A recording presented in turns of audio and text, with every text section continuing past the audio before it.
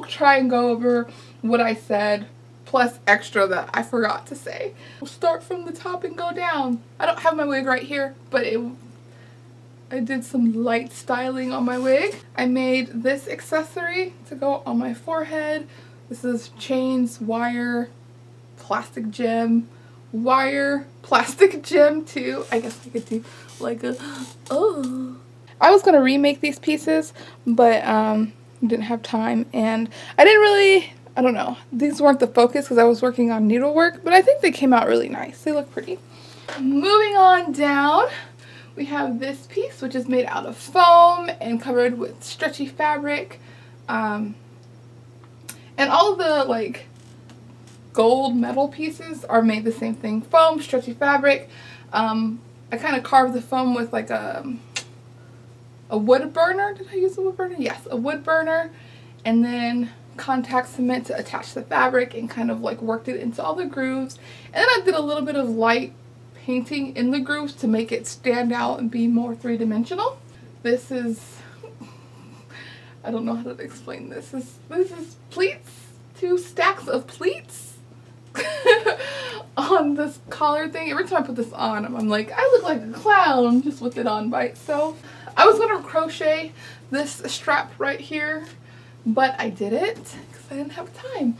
So I just used some lace that I already had, thankfully, that looked similar to the lace in the picture. And this is kind of a chiffon. I don't know if it is chiffon, but this white fabric is a chiffon fabric. It's terrible to work with. If you sew, you know why it's terrible. This is made out of the same fabric. This is made out of the same fabric, the top layer anyway. I followed a pattern for this blouse, but then, you know, changed it, made the sleeves longer because my arms are pretty long, and then I just did this part, cut and drafted this part to make it look like the picture. Like I already said, talked about those pieces.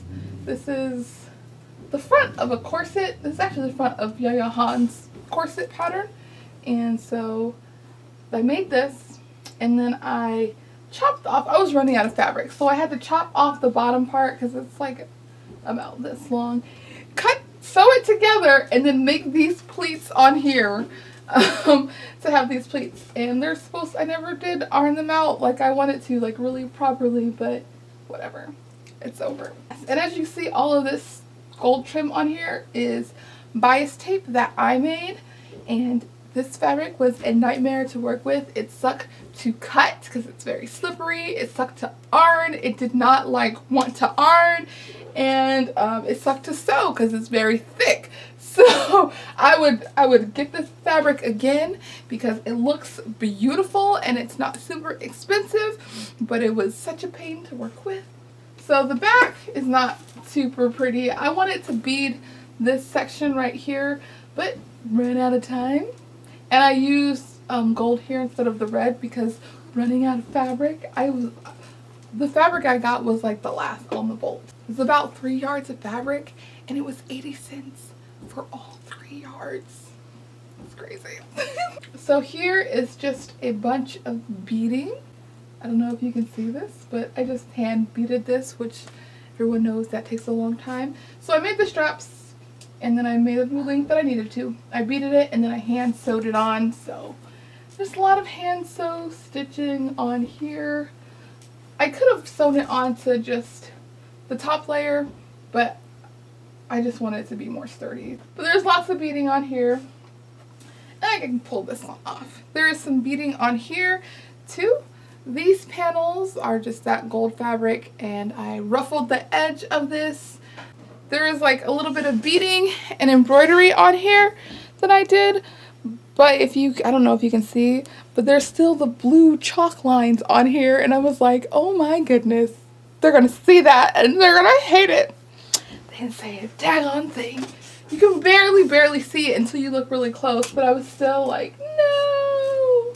So this piece right here, again, I had to use a different color fabric than what's on top because there wasn't a lot of fabric, and this fabric was $1 a yard, so, and it was like just under 3 yards, so that was interesting to work with.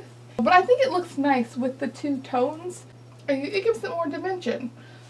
Oh, I forgot to mention, inside of here I used mesh tubing instead of I need to get some more memory cards. This is stupid. For this, to give it more shape, drape, body, instead of using horsehair braid, I used mesh tubing. Horsehair braid is expensive, so I wasn't about that life. And so I was looking for an alternative really hard, and I found another alternative that was this other stuff. I'll put a picture in of what it is, which I think will work for something else where it needs to be thicker, a thicker band, and it's not very flexible, so I wouldn't necessarily use it on something that's such a curve. Although this isn't super curved because it's so big. But anyway, mesh tubing, $1 at Dollar Tree. So this was a circle, like a whole circle, and I cut the waistband off center and then split the front and opened it. I actually kind of messed up the waistband, but I made it work anyway because I cut it too deep. So this train was supposed to be much longer, but whatever, it worked out.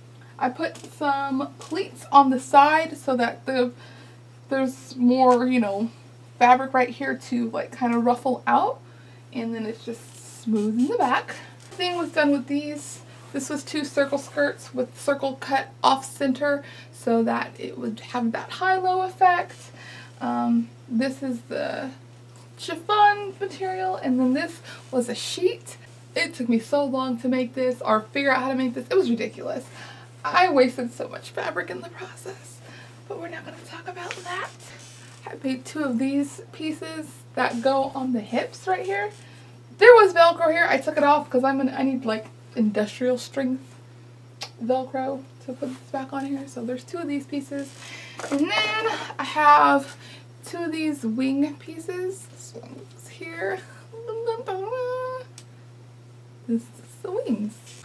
My bracelets that I wore. This was over, or like cuffs, I guess, because they go on top of your clothes. I don't know.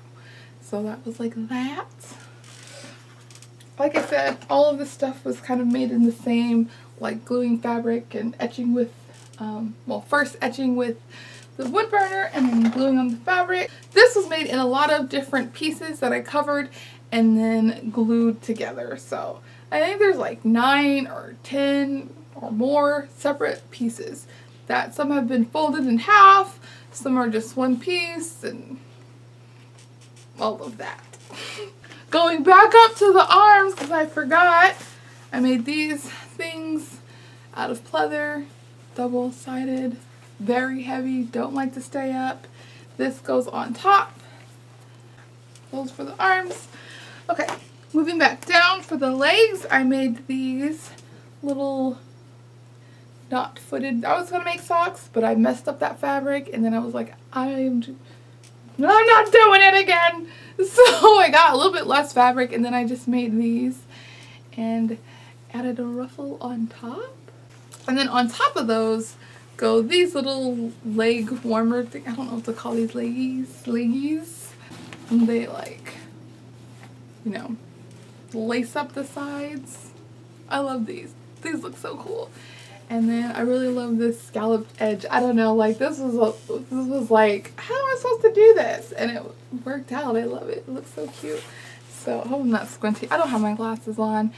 That's my costume.